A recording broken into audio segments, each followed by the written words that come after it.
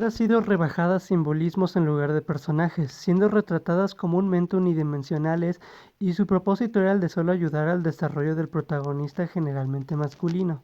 Estos personajes se limitaban a ser solo intereses amorosos, damiselas en apuros y mujeres jóvenes, simbolizando trofeos, desafíos, cuidadores e inocencia. La mujer ocupó el asiento trasero detrás de la cámara tanto como lo hicieron frente a ella, pero incluso en los primeros días del cine había un género en que las mujeres estaban casi en primera plana: el cine de terror. Aparte de la emoción de la sangre y las tripas en blanco y negro, parte del atractivo masivo que el horror tiene para la mujer es ver a otra mujer. Se considera que es el primer género que realmente abrazó a la heroína con su clásica característica duradera que llega hasta las películas de hoy en día de terror, que es la Final Girl. El terror tiende a escribir a la mujer como el personaje principal más que cualquier otro género. La mujer comenzó a convertirse en la fuerza principal del terror, a menudo siendo la protagonista. Y eso se debe a de que tan importante como es tener algo que temer, es igualmente importante temer por alguien. Y es igual que temer por Sidney a tenerle miedo a Ghostface.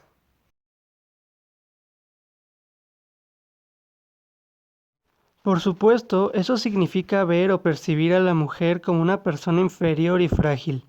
Ponerla como protagonista significaba que el público tendría miedo por ellas, y podrían funcionar como torture porn. Al ser castigadas después de todo, se sabe que se tarda el doble de tiempo en matar a una mujer en la pantalla que al hombre. ¿Es la persecución solo para prolongar la tortura? ¿Y por qué siempre son ellas las víctimas? Bueno, no por mucho. El género ha cambiado o se ha transformado de tomar placer hacia la mujer victimizada hacia enfocarnos a ellas como la protagonista y superviviente. Se han alejado del slasher y el torture porn a películas con más sustancia, con comentarios y críticas sobre problemáticas sociales y poseen una visión estética.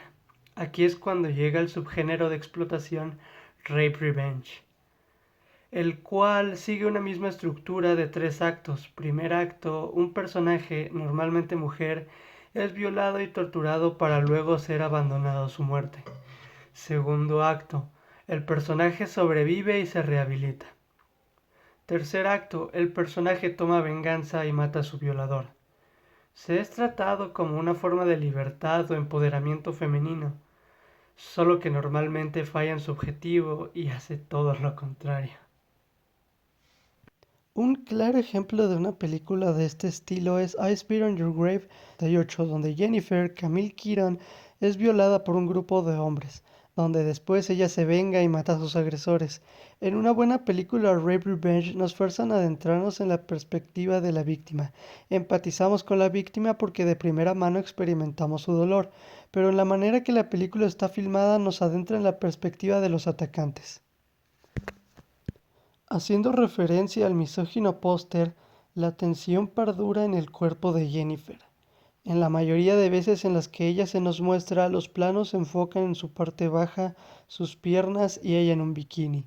Y mientras el villano da la pésima excusa de que no deberías de ir vestida así, la película pasó mucho tiempo cosificándola, y la cámara, al igual que los atacantes, tratan a Jennifer como un objeto de placer. Para los atacantes, placer sexual, y para nosotros como audiencia, placer visual. La película en cuestión falla en ser representativa y es más bien explotativa, ya que se centra más en el dolor y sufrimiento de la escena de violación que en cómo Jennifer sobrelleva esa situación. 25 minutos de los 99 que hay en la película es sobre esa secuencia tan grotesca y gratuita. Que claro, que puede que sea realista, no dudo que hubieran terribles casos de una mujer que haya aguantado esa tortura por un periodo prolongado de tiempo. Y aunque la escena quisiera incomodarte, sigue siendo innecesariamente larga. Y aunque el propósito hubiera sido incomodarte, Irreversible de Gaspar Noé lo hace mucho mejor. Pero al contrario, con I Spit on Your Grave, en un mero punto de vista fílmico, esto no funciona, ya que vamos a lo mismo. La situación con Jennifer no es una exploración de su trauma, sino una explotación de esta. No creo que sean necesarias este tipo de escenas de abuso sexual, ya que si las utilizas para generar un factor shock, mejor escribe una mejor historia o una mejor trama. Estas escenas afectan a las mujeres mucho más de lo que los escritores creen, ya que no se enfocan en la perspectiva femenina, sino que prefieren enfocarse en la gratificación sexual, el hombre o las audiencias. Para ellos eso es lo único de lo que se trata de la escena de abuso sexual. Especialmente considerando cuántas mujeres son traumatizadas por estas escenas de abuso sexual, hay mucho de lo negativo que se le puede atribuir a estas escenas. Por eso es mejor ver mutilaciones, ya que no es un miedo que les impacte en su día en día como lo es ser violada. En una película que logra hacer esto muy bien es Beauty and the Dogs de 2017, que es donde una mujer trata de buscar justicia después de ser violentada por policías. La película no muestra la escena de abuso sexual, sino que muestra los eventos inmediatamente después de lo ocurrido. Es muy obvio, es muy evidente que la víctima está bastante traumada por lo sucedido, así que no tienes que ver la escena del abuso en cuestión. Y es en eso en lo que falla esta película, ya que no trata este tema de una manera sensible o con respeto. Y ya en el tercer acto, que es la venganza, cuando Jennifer la logra, la película ya se convierte en una parodia. Se vuelve ridícula al igual que las matanzas. La peor parte siendo cuando Jennifer atrae a uno de los atacantes a una bañera con ella. Ninguna mujer entraría a una bañera con la persona con la que fue brutalmente abusada y casi asesinada. Los escritores en un punto de vista misógino le atribuyen a la mujer que su único poder que poseen es el de sus características o atributos femeninas. La película está hecha para los hombres y denota su poco entendimiento sobre las mujeres. La víctima masculina objeto es retratada como el verdadero monstruo de las narrativas del rape revenge, obligada a ocupar la disposición desconocida pero histórica de la mujer en las películas slasher. El contexto erótico de esta película también llama la atención sobre la clara amenaza sexual de la agencia de la mujer en una cultura gobernada por lógicas falocéntricas. Pero no todo es malo. Llegando al siglo XXI salieron películas rape revenge que realmente son feministas. El género en estos tiempos modernos tiende a humanizar a nuestra protagonista y no solo usando su abuso como un mecanismo para que funcione la trama, sino que es utilizado para ponerle más énfasis en la comunidad y la sororidad. Todas ellas se enlazan con el retroceso, con las objetivaciones y el miedo que se rodea con el cuerpo femenino. En la película Tit 2007, nuestra protagonista Dawn Jess Wexler, una adolescente religiosa que vive en una sociedad sexualmente prohibitiva, que descubre que tiene dientes en su vagina cuando accidentalmente le muerde la punta de los dedos a su hermanastro cuando apenas ella era una niña menor de los 10 años. El mundo le enseña que le debe de temer a su propia sexualidad y ella lo hace, ya que es la jefa de grupo de la escuela de abstinencia. Y es cuando conoce a Toby, Hale Appleman, un chico con el que Dawn se enamora y es cuando Toby abusa de ella, haciendo que Dawn le arranque el pene. Fue accidental. Toby quería aprovecharse de ella, pero su cuerpo solo tuvo una reacción inconsciente, natural.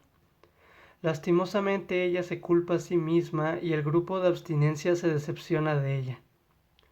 Dawn, al ver que su comunidad ni la escuela le han mostrado información sobre su propia autonomía, ya que hay una escena en la que los libros de biología están censurados o tapados cuando se trata del cuerpo de la mujer.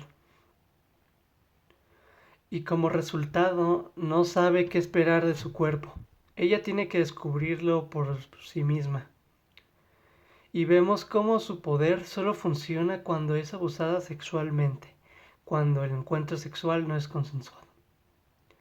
Realmente lo único difícil de ver son las mutilaciones de los dedos y de los miembros fálicos de los agresores, en lugar de la propia agresión. La película tiene más escenas de abuso sexual que en la ya antes mencionada Spit on Your Grave, pero en esta está mucho mejor retratada. Y en su crítica no es la clásica unidimensional, todos los hombres son malos, sino que critica la sociedad americana contemporánea y la manera en la que se es tratada la sexualidad femenina, ya que la película retrata el fenómeno vagina dentata, que es el mito primitivo de que los genitales de las mujeres están equipados con dientes capaces de la castración. El mito recurrente prescribe que el héroe masculino debe conquistar con la connotación de, o el sentido de la palabra de apoderarse de algo por la fuerza, a la mujer y removerle o despojarle de sus dientes vaginales antes de comenzar con las relaciones sexuales seguras. El mito o la leyenda habla del pavor a las mujeres que impregna las culturas patriarcales y la angustia de la castración, provocando por la monstruosidad de los genitales femeninos.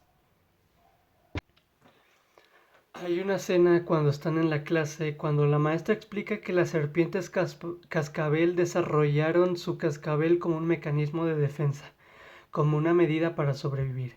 Y en paralelo con la situación de Dawn, su cuerpo tomó una adaptación necesaria para sobrevivir. El monstruo de la película no es Dawn, sino que nuestra cultura de la violación y los hombres que hay en esta son los que la abusaron, esos son los monstruos. La película no es sobre una mujer monstruosa. Simpatizamos con ella y se le permite un final agridulce o un semifinal feliz. Fuera del tradicional mito sobre la vagina dentata, ningún héroe masculino llega a conquistar o a curarla. Dawn se va a forjar una vida por sí misma.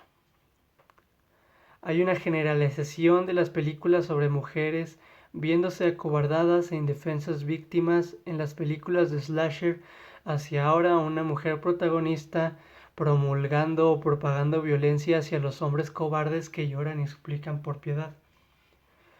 La diferencia en las películas Rape Revenge como I Spit on Your Grave con las que son revisiones feministas del género como lo son Tit, Jennifer's Body, A Girl Walks Alone at Night, American Mary, Promising Young Woman y muchas más. Y las diferencias son enunciadas y marcadas. La agresión sexual no se utiliza como un recurso para la trama para que una mujer o alguien más promulgue una venganza. Ya hay una complejidad en las exploraciones de las objetivaciones y traumas que hay sobre el cuerpo femenino. Lo interesante en estas películas es el cómo ellas relacionan las agresiones sexuales a otros actos. Y está muy lejos de lo anterior visto con la escena de 25 minutos en I Spit on Your Grave. Las víctimas son tratadas con más compasión en estas películas y no se convierten en unos completos monstruos vengativos después de la venganza.